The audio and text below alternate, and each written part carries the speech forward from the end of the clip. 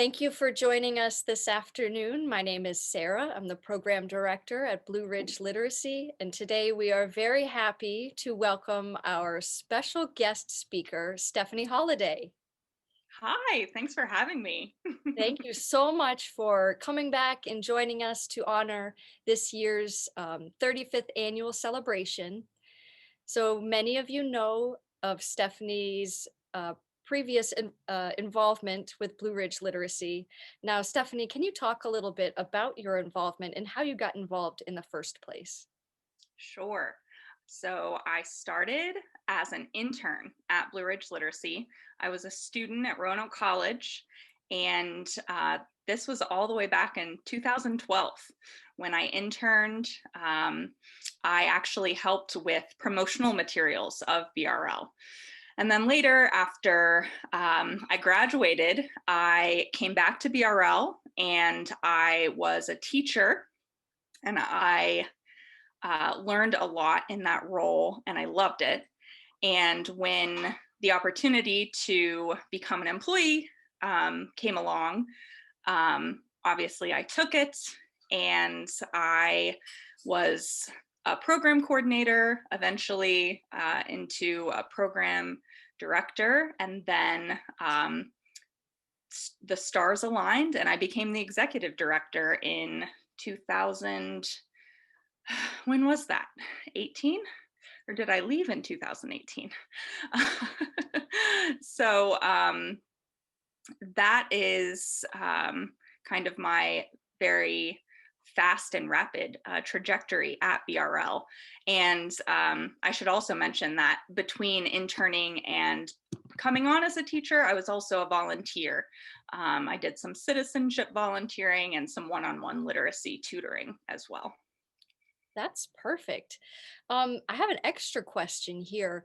What were some of the things that led you to, after your internship, decide to go into volunteering with Blue Ridge Literacy? Good question.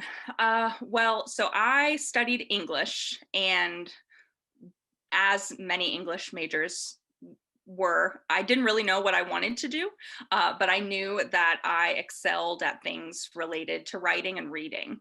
And so, knowing that BRL was an agency that helped adults improve their literacy skills, that kind of seemed like the perfect fit for me.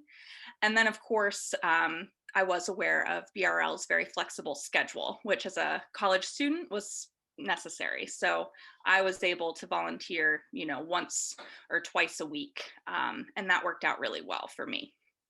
Awesome. That's so wonderful. And so now where do you find yourself? Now, so we just bought a house in Woodbridge, Virginia this year. I work at a nonprofit organization in Washington, D.C. I've been remote now since March. I am the development manager, and so I assist with board development, fundraising, all of that good stuff. And their programs revolve around helping journalists, specifically women journalists, receive funding for reporting as well as emergency funding, whether they need equipment. These past few months, PPE equipment was hard to come by, so we provide grants for that. We also do specific reporting projects all over the world. So I'm doing that now. Awesome. Great. And what do you miss most about the Blue Ridge Literacy community? Oh, I miss the BRL community so much.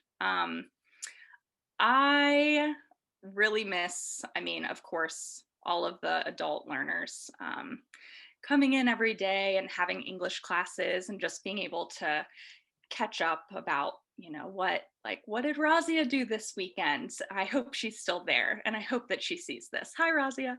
Um, and even I was able to work one-on-one with several different learners.